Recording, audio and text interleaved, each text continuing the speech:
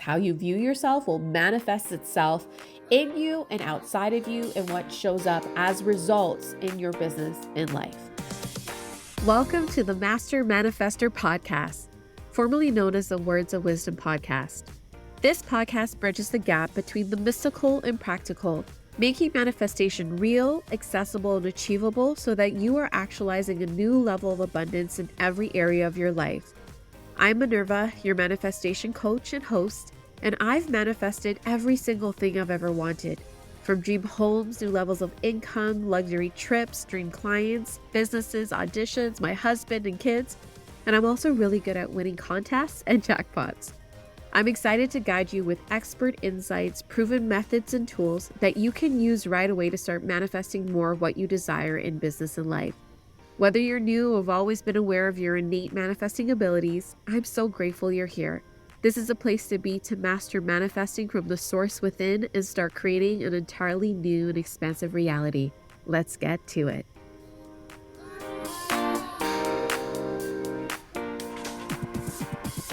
Hi, everybody. Welcome to the Master Manifestor podcast. Yes, we changed the name, but it's the same place and even greater support and information to help you along your manifestations and actualizing more of what you want in your business, money, and life. I'll still be here. We're going to aim for weekly episodes, but sometimes it might be bi-weekly. So in pure manifestor mode, that's what I am in human design. I'm a little inconsistent, and that's okay. And I'm consistent with being inconsistent.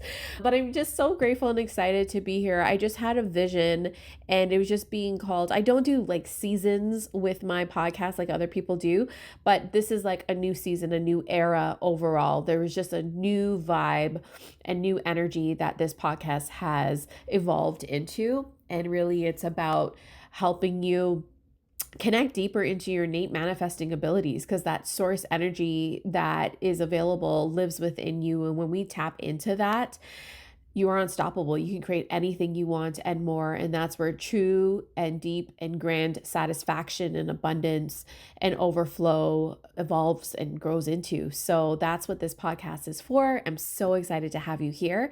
And so do me a favor and make sure to leave a review after this episode. Share it, like it. It will mean the world to me to reach more people and make a greater impact with your love and support. So if there's also a topic you really want me to go into, let me know. Message me on Instagram at Goddess of Wisdom Coach, or email my office info@goddessofwisdom.ca, and we would love to hear from you. I just always aim to make this be as impactful as possible to support you along your manifesting journey. So today's topic is around how you perceive yourself will determine what you manifest. How you perceive yourself will determine what you manifest. So what do I mean by that? How you view yourself, how you value yourself, how you see yourself on not just a conscious level, but unconscious level will manifest itself and influence your thoughts, your energy, your emotions, what you do and how you do it, and what actualizes in your life. This is so important.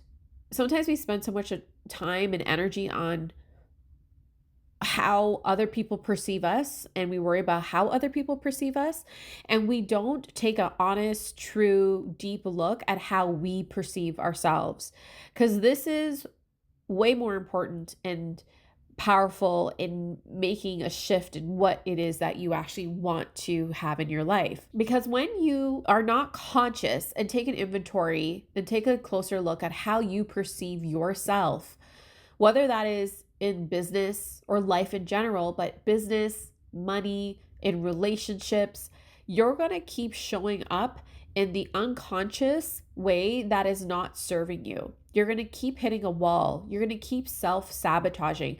You're going to keep wondering, why am I not getting ahead? Why are the results not adding up to my efforts? You're going to want to take a look at how you view yourself on an unconscious level, on an unconscious, subconscious level.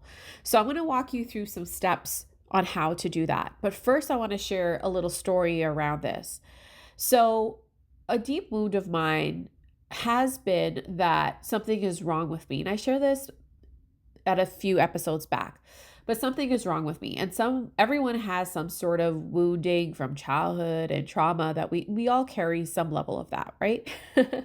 So that feeling of something is wrong with me made me go down that rabbit hole. And for me, one of my gifts is actually blowing up the blocks and resistance.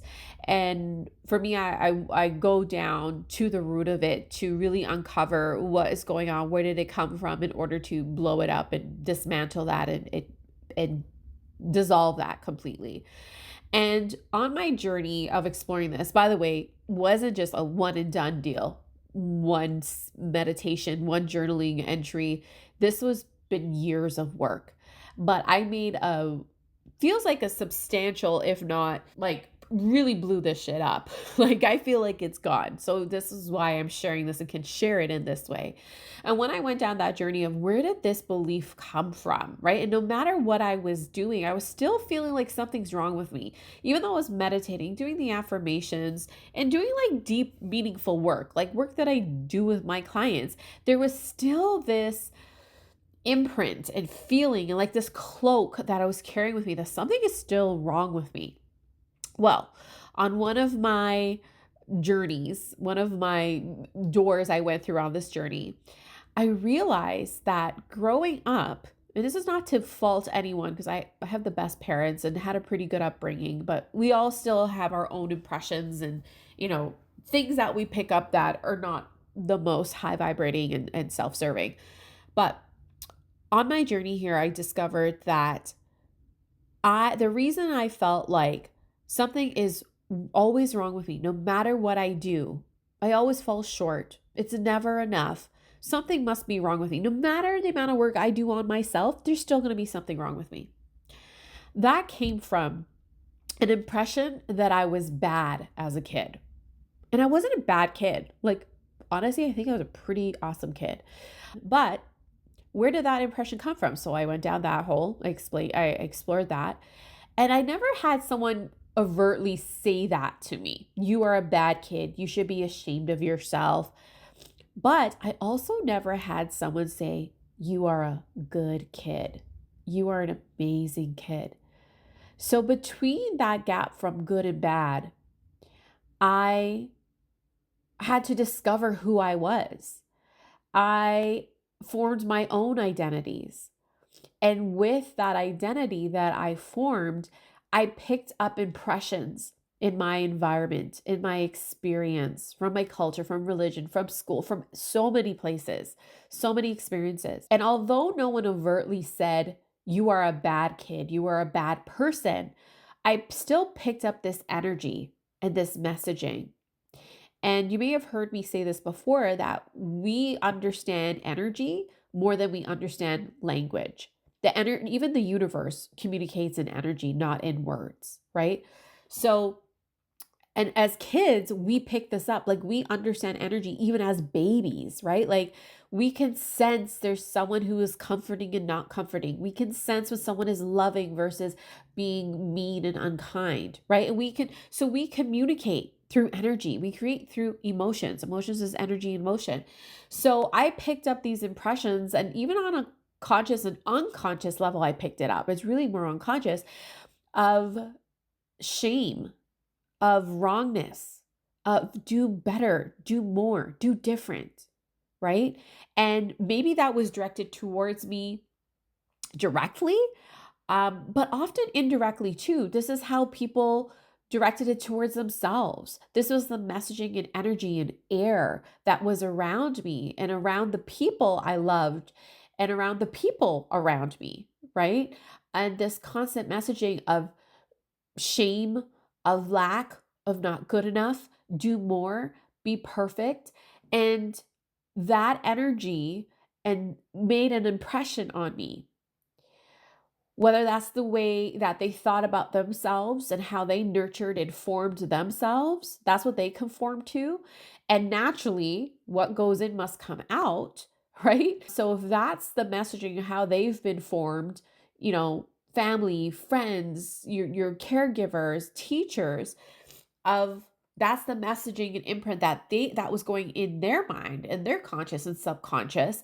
Then that is what comes out in their words, in their child rearing, in their caretaking, in their doing, and how they lead themselves, and therefore how they lead you. And so there was constant messaging of it's not enough. There was no clear messaging of you are good.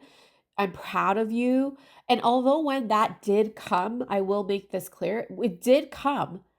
But on the scale of things, what I remembered and the imprints I had was heavily weighed on you have to do more, or what you've done is not enough.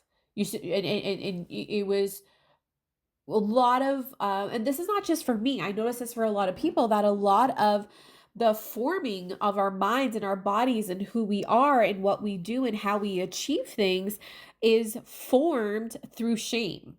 It's formed through lack. It's not enough. You're not doing enough. You need to do more. It's formed through doing. A lot of our identities is formed through doing, right? You do this, then you'll be worthy, then you'll be loved, then you'll be recognized, then you've made it, right? So there's a lot of impressions that I picked up of being quote unquote bad and wrong and not enough. And I feel like we can relate to that. You may not have the exact same experience as me, but you've had perhaps some experience of that in some other light, whether it's through your culture or religion or your school or work environment, or just in your home. Everything starts from home, the home base, right? So, what are these impressions and how did it make an influence on me? Well, those were the impressions that you got to do more. You should be ashamed. It was a lot of shaming into doing, and a lot of it's not enough, do more, and in order to get and to achieve. And so I may have shared this story, my C plus story of like, I used to bust my ass in school and pull all-nighters, do homework by myself, even like if it was group projects. I just remember being stuck doing it by myself. And I'm like, you know what?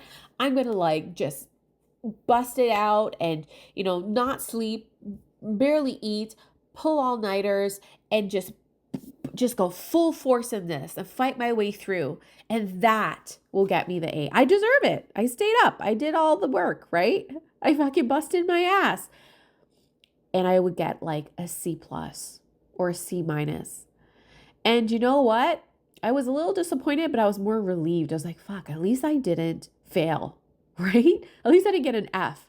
So I'll go home and tell my parents and I'll be like, I got a C. I got a B minus. And they'll be like, okay, that's good, but why did you get an A? Right? And that feeling of self-defeat, that it's never enough.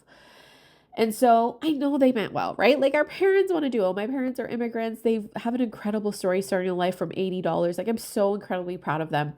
And just naturally, just that, that old programming, that subconscious limiting beliefs and unconscious limiting way to lead ourselves, obviously seep through and like influence me. In my experience, this is not how they meant to make me feel. They were trying to make me, be as successful as possible. But the imprint it made on me was, it's never enough. No matter how hard I work, it's never enough. And even when I worked with tutors, even when I busted my ass, and even when I like try to get ahead and study early, I still wouldn't get the A plus. And so it reaffirmed that something is wrong with me, no matter how much tutors or how much work I put into it, how many hours, no matter what I do, something is still wrong with me. And then the messaging just kept coming that you're not applying yourself.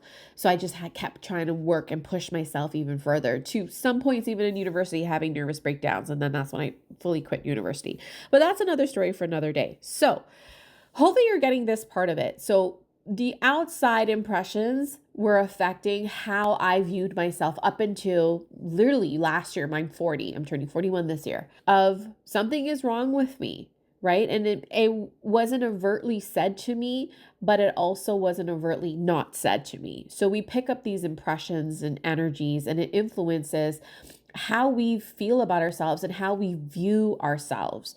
And then how we view ourselves then manifests itself in our thoughts, in how we think and how we feel, and the energy and frequency we emit and what we do and the habits we create, and therefore how we carry ourselves and what manifests physically in our life in results, whether it's in your business, money, and life. And I saw that seep through in every which way. Like I've worked with so many clients over the past 10 years did amazing workshops and group coaching programs, and even worked with amazing private clients. And if I got, I can have a list. I don't even know the number of people I've worked with. I've lost track, but I know I've had way more success and progress and positive impact than negative. But then that one person or one client or one student that said that negative, the quote unquote negative thing, whether they were being well meaning about it, I allow it to mean something is wrong with me. It's never enough what I do. Right? So then it creeps into my business. It creeps into my mind. It creeps into how I show up. And therefore, like what I'm putting in back out into the world. And then that cycle continues. So this is why it's important to take a look at how you view yourself, because how you view yourself will manifest itself in you and outside of you, and what shows up as results in your business and life. So hopefully that story helps. Now let's move into the practicality of it all. So how do you start changing this? How do you start changing how you perceive yourself?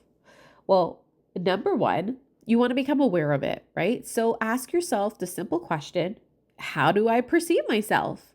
How do I view myself? How do I see myself?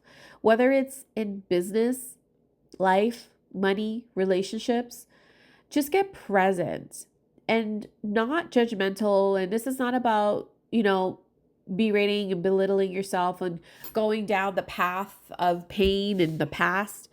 This is just take an honest look and be very present with yourself. And if you want, just zoom out and take a look at yourself and ask yourself, how do I see myself right now in this moment?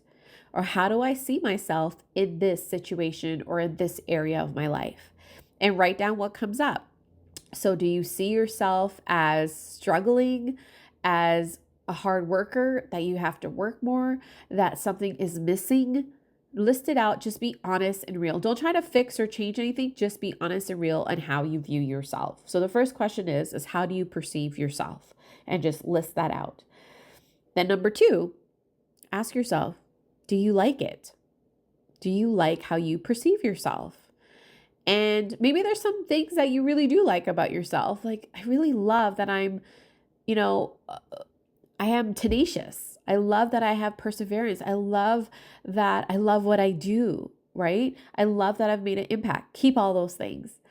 And the stuff that doesn't look so good on paper or feel so good in your body, the things that you don't like, then you want to take a look at what is the truth. So this is number three. So number two, ask yourself, do you like how you view yourself? And number three, this is where we start changing how you view yourself. So number three, ask yourself, what is true in this and what is a lie? What is the truth and what is the lie? What is true is light and expansive and free and has no judgment in it. It feels good. It feels good to your body. It feels lighter. It feels spacious. So you just need to zoom out and really just tune into the part of this that feels like the truth, that is true, that you can get behind. The truth is, you've been trying. You've been working on yourself. No one has told you that you're a good person. No one has told you what it is you've always wanted to hear, that they're so proud of you, that you're loved, you're accepted, you're perfect as you are. No one has told you that your dreams are amazing and valid and real. I support you. What is the lie? The lie will feel heavy, right? The lie will be like, if thoughts, and this is normal for thoughts to come up of like, oh, you're always going to be stuck here. This is just who you are. There's nothing you could do. Lack exists. Abundance doesn't exist for you. It's going to feel heavy, right? So you want to identify the lie, get that out of your system, write it out, jot it out, speak it out loud, whatever you have to do. And then ask yourself, what is the truth in this? Get into that silence and space of this and start writing out what's true for you. For me, some of the things that felt good for me was that no one taught me about money. No one taught me how to run a business. I taught myself that. I'm learning, I'm growing, I'm making mistakes, but they're not really mistakes because I'm learning and growing and no one's ever done it perfect, right? And so I find things that feel true to me, not that I have to convince myself, that feels true to me and my body. And then number 5 is start affirming that every day. Make a list of truths and then start affirming that every day. Put it on your mirror, write it out. I was just telling people in my networking group, I run an online and in-person networking group every week, authentically connecting. And I was just sharing, like, one of the things I do, people do EFT. I love EFT. I do that emotional freedom technique. But another thing I do in the mirror, so I do mirror work, but also I tie like mirror work and EFT with my makeup. So with my makeup brushes, when I'm like tapping on my concealer and my foundation, I say the affirmations out loud, but also I'm tapping on those energetic points on my face, on my meridians, and infusing it with those words of I'm worthy, I'm a manifestor, I'm incredible, making a huge impact, I'm powerful, I am in control of my money and finances, I am abundant, I am free, the overflow is coming to me, I can't wait for this to show up in my life. And I do that so that's how I affirm. So find a practice that you can tie into. There's so many fun ways to affirm. It should feel really good. And it should feel like it's really saturating and penetrating your soul and your body when you do that. So those are my 5 simple steps to start changing how you view yourself. So again, to recap, number 1, ask yourself, how do I view myself? How do I perceive myself? And write that down. Number 2, ask yourself, do you like it? Number 3, if you don't, then go into what is the truth and the lie here. The lie will feel heavy and the truth will feel light and right and expansive for you. And then write that out. Just zoom out and write out the truths, what feel really true for you in your body and your mind. And then number 4 is affirm that every day. So I said 5, but it's actually 4 steps. So I hope you found that helpful. Let me know in the comments whether you're listening to this on YouTube or on my website. Leave in the comments and let me know how this speaks to you. And that's it for this week. So go out and start moving from a place of like clean, clear energy and clean, clear perception of yourself. Because the truth is, you are powerful, you are impactful, you're here for a purpose. And the way you see yourself is going to change how you show up in the world and how you influence others. And we need you, we need your work. And so you need to show up more powerfully. And that starts by how you view yourself. I hope you found this helpful today. Send you all so much love and light. See you next week.